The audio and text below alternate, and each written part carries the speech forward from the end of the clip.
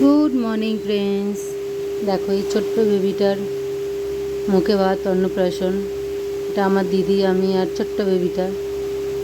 ওদের দেখো খেলছে, দেখো আমার চুলের সাথে। ওদেরই বাড়িতে গেছি।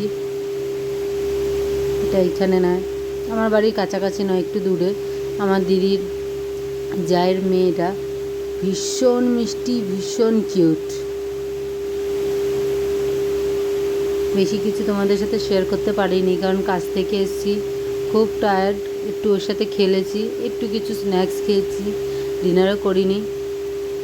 সব প্যাক করে নিয়ে গেছিলাম দিদির বাড়িতে। যাই হোক, আজকে এইখানে বেশিক্ষণ দেখাতে পারবো না তোমাদের, খালি ছোট্ট বেবিটাকেই দেখো। যেরকম বদমাস সেরকম মিষ্টি।